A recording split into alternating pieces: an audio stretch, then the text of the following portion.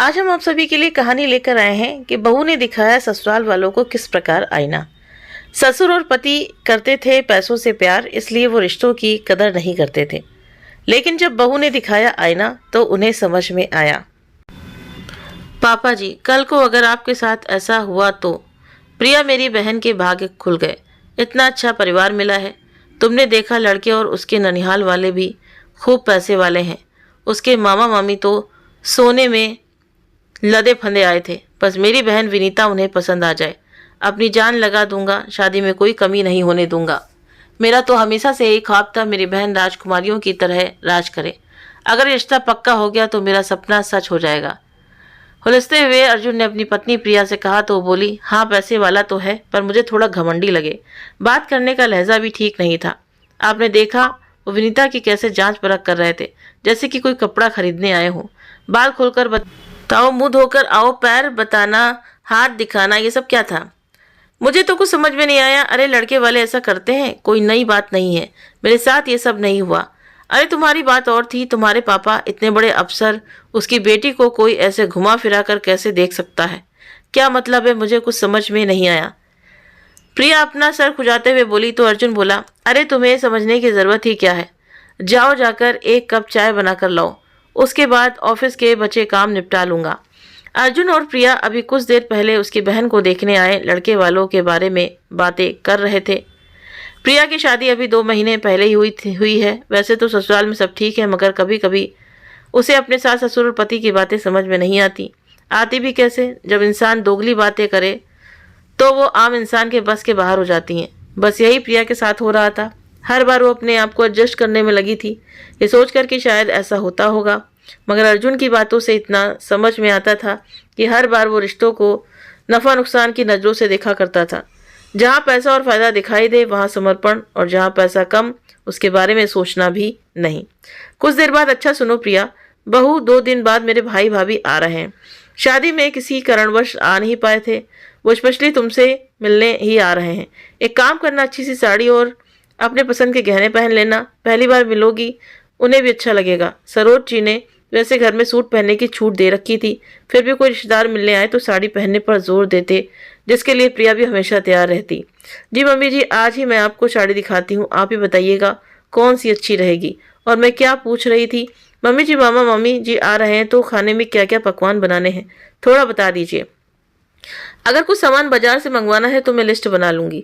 बेटा, वो सास सरोज जी कुछ कहने वाली थी कि अचानक ससुर विशंबर जी बोल पड़े, बहू तैयारी क्या करनी है? वे लोग गांव के हैं, बेटी के घर का पानी भी नहीं पीते, और फिर हमारे यहाँ रिवाज है, वर्षों से चला आ रहा है, आज अचानक तोड़ेंगे तो उन्हें अच्छा नहीं लगेगा। वो लोग आएंगे और मिलकर चले जाएंगे। तुम्हें ज्यादा परेशान होने की जरूरत नहीं है। रोजमर्रा में जो खाना बनता है वही बनेगा, वो भी सिर्फ परिवार वालों के लिए, बाहर वालों के लिए नहीं। बड़ी रुखाई से जवाब देते हैं। अपने पति की बात सुन सरोज जी चुपचाप नाश्ता करती रहती हैं। उनकी आंखों में आंसू आ गए, मगर किसी तरह उन्होंने एक भी आंसू गिरने ना दिए। जो कि प्रिया ने देख लिया था, आखिर वो भी एक औरत है, उसे समझ आता है कि ये दर्द के आंसू थे। आखिर सासू माँ को ऐसा क्या दर्द है जो लफ्जों में बयां नहीं हो पा रहा। यही सोचते हुए प्रिया वापस रसोई में अपने काम में लग गई। अगले दिन अर्जुन ऑफिस जाने के लिए तैयार हो रहा था। प्रिया बोली, अर्जुन, मम्मी जी बता रही थी कि आपके मामा भी जी आ रहे हैं। ऐसा करिएगा, आप एक दिन की छुट्टी ले लीजिएगा ताकि आप आराम से बैठकर उनसे बातचीत कर सकें। सही कहा ना प्रिया, तुम अपने काम से काम रखो। कहीं के राजा महाराजा नहीं आ रहे हैं जो मैं अपने ऑफिस की छुट्टी ले लूं।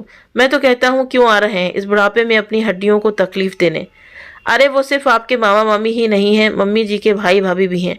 हमारी शादी में शामिल नहीं हो पाए थे, इसीलिए मिलने आ रहे हैं। और आप किस तरीके से बात कर रहे हैं?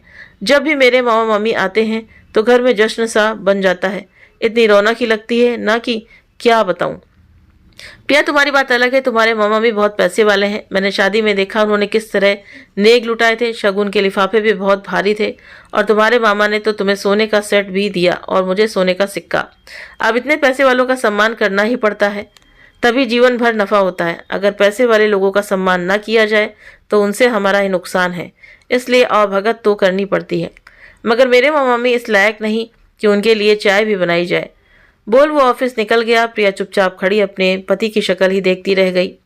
कौन भांजा अपने मामा मामी के बारे में ऐसी बात कर सकता है, चाहे वो गरीब हो या अमीर। नाना नानी मामा मामी तो सबको प्यारे होते हैं, फिर अर्जुन के अंदर ऐसी बातें किसने भरी। सोचते हुए रसोई में पहुंचे, देखा तो सरोज जी सब्जी बना रही थी। अरे मम्मी जी, आप क्यों परेशान होती हैं, लाइए मैं करती हूँ। बेटा सब्जी मैं बनाती हूँ, तुम रोटी की तैयारी कर लो। आटा निकालते हुए प्रिया बोली, मम्मी जी एक बात पूछूं, ये पापा जी और अर्जुन दोनों ही माँ मम्मी जी के आने से खुश नहीं है। कुछ बात है क्या? इतने प्यार से बहू ने पूछा तो सरोजनी फपक फपक कर रो पड़ी। फिर अपने आप को संभालते हुए बोली, बहू मेरे मायके वाले पैसों से कमजोर हैं। मेरे पिताजी जब तक जीवित थे खेत बेचकर मेरे सास ससुर लोगों की मांग पूरी करते रहे। धीरे धीरे उनका सामर्थ्य कम हो गया। 4 बच्चे और थे, उन्हें भी देखना था। कब तक एक लड़की के लिए घर लुटाते। जब तुम्हारे ससुर जी की मांग पूरी नहीं होती दिखी तो उन्होंने मुझे मायके जाने पर रोक लगा दी। न जाने कितने सालों से भाइयों को राखी नहीं बांधी। कभी वो मिलने आते एक गिलास पानी भी नहीं पूछते, बुरी बुरी गालियां देते। इसीलिए वे शादी में भी नहीं आए, क्योंकि उन्हें बुलाया ही नहीं गया था। तुम्हारे ससुर जी बोले, सस्ते भद्दे सामान के लिए मैं अपनी बेइज्जती इतने लोगों के सामने नहीं कराऊंगा, मगर नेगाचार करना था, इसलिए कल वो तुम्हें शगुन देकर वापस लौट जाएंगे। प्रिया सोचने लगी, रिश्तों में नफा नुकसान देखते देखते पापा जी सम्मान करना भूल गए। बेटी के माता पिता से अमीर तो कोई हो ही नहीं सकता। क्यों? क्योंकि वे अपनी बेटी दान में लड़के वालों को दे देते हैं और लड़के वाले मांग मांग कर उनकी बेटी लेकर जाते हैं। उनकी इज्जत करना तो लड़के वालों का फर्ज और धर्म दोनों है।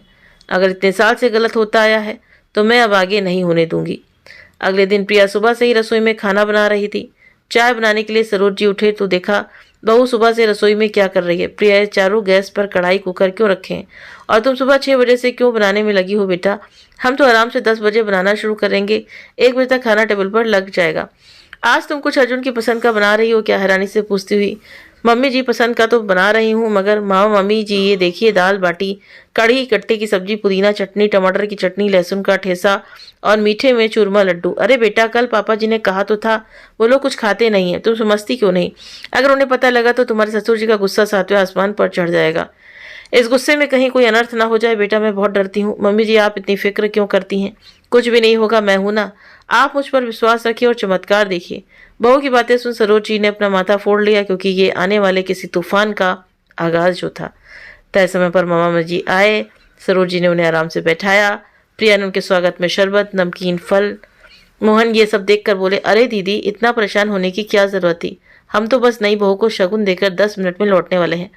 बस जीजा जी से मिल लेते हैं तो अच्छा होता। सरोज जी बोली, अरे भैया आप तो जानते हैं ना उन्हें ऑफिस का कितना काम रहता है, और फिर आज तो बड़ी मीटिंग है, उनसे मिलना ही नहीं हो पाएगा। मम्मी जी पापा जी तो घर पर ही हैं, फिर मामा मम्मी जी आए हैं, क्यों नहीं मिलेंगे? और अगर मीटिंग है तो खाने की समय तक खत्म हो जाएगी। आप रुके, मैं अभी पापा जी से बोलकर आती हूँ। बोल अपने ससुर जी की कमरे में पहुंची। पापा जी, मोहन मामा मामी जी आए हैं, आपका नीचे इंतजार कर रहे हैं। क्या बोलूं, आप कितनी देर में आ रहे हैं? बहू ऐसे फालतू लोगों के लिए मेरे पास समय नहीं है, बोल दो मैं व्यस्त हूँ, नहीं आ पाऊंगा। तो ठीक है पापा जी, जब आप खाना खाने नीचे आएंगे उन लोगों के साथ खाना खाते वक्त टेबल पर तभी बातें कर लीजिएगा। बहू तुम्हारी समझ में नहीं आता, ना मैं उनसे मिलूंगा ना वो लोग इस घर में खाना खाएंगे। लगता है तुम्हें तुम्हारी सास ने कुछ बताया नहीं है। जाओ जाकर पूछो उससे, और हाँ जाते वक्त मेरे कमरे का दरवाजा लगाते हुए जाना, मैं थोड़ी देर आराम करूंगा। गुस्से में विशंबर जी बोले, पापा जी आप मामा मामी के साथ ऐसा कैसे कर सकते हैं? आप रिश्तों को नफा नुकसान में कैसे तोल सकते हैं? मान लिया उनके पास हमारे जितना धन दौलत नहीं है, वे आपकी नाजायज मांग पूरी नहीं कर पाए, इसीलिए आप उनका अपमान करते रहते हैं। उनकी बेटी से आपने मायका छीन लिया, माँ बाप भाई बहन सबको तड़पाया, उनकी बेटी को मायके का सुख त्यागना पड़ा, सब थोड़े से पैसों की वजह से। अब आप जरा दूसरी बात पर गौर करें। भगवान की दया से विनीता दीदी के लिए शुक्ला परिवार की तरफ से हाँ हो गई है, लेकिन क्या आपने सोचा है कल को आपके साथ ऐसा हुआ तो? क्योंकि उनकी नज़रों में भी आप भी तो गरीब माँ बाप हुए।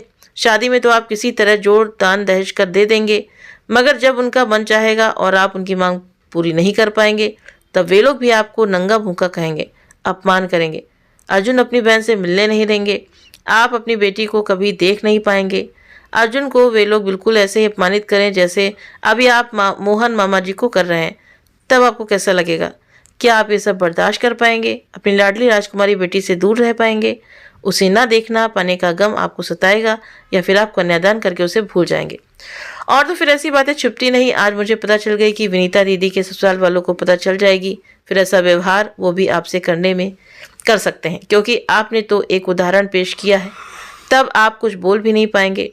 बहू की बात सुनकर विशंबर जी को तो जैसे काटो तो खून नहीं, इस तरीके से तो उन्होंने सोचा ही नहीं। हर समय अपनी पत्नी का, उसके माता पिता का भी अपमान किया। आज उसी स्थिति में खड़े हैं। खुदा ना खास्ता विनीता के ससुराल वाले भी उनके साथ ऐसा व्यवहार करने लगे तो क्या होगा? आखिर वो हमसे हैसियत में ऊंचे खानदान से हैं और हम उनसे एक पायदान नीचे। ऐसा ही कुछ तो सरोज और विशंबर जी के परिवार के बीच हुआ था। उनके माता पिता ने जैसा जैसा बोला विशंबर जी वैसा वैसा करते गए थे। ये भी नहीं सोचा कि इसके दुष्परिणाम क्या होंगे। अपनी गलती समझ में आते ही विशंबर जी बहू से बोले, जाओ जाकर जलपान की व्यवस्था करो, मैं आता हूँ नीचे। पहुंचे तो देखा साले साहब हाथ जोड़कर विनती कर रहे थे कि वो खाना नहीं खाएंगे। तभी विशंबर जी बोले, साले साहब खाना तो आपको खाना पड़ेगा, वरना मैं समझूंगा कि आपने मुझे माफ नहीं किया। भांजे की शादी में शामिल नहीं हो पाए, लेकिन भांजे की शादी में 15 दिन पहले से आपको आना होगा और मेरे साथ मिलकर तैयारी करवानी होगी। जिया जी, मैं तो हमेशा आपके बुलाने का इंतजार करता रहा हूँ, अब जाकर ये घड़ी आई है तो पीछे नहीं हटूंगा। 15 दिन पहले आकर तैयारी में लग जाऊंगा। आपने मान सम्मान दिया, यही हमारे लिए बहुत है। इसी बात पर बहू प्रिया के हाथ से बना कुछ मीठा यानी एक एक लड्डू हो जाए। विशंबर जी ने अपने हाथ से एक लड्डू अपने साले मोहन के मुंह में डाल दिया, जिसे देख सरोज जी बहुत खुश हुई। चलो अंत भला तो सब भला, और अपनी बहू को मन ही मन धन्यवाद किया। अगर आपको ये वीडियो पसंद आया हो तो वीडियो को लाइक करें, चैनल को सब्सक्राइब करें, वीडियो को शेयर भी करें और आप अपने कमेंट्स करके भी ज़रूर से ज़रूर बताएं। और मिलते हैं आप सभी से नेक्स्ट वीडियो में। Thank you.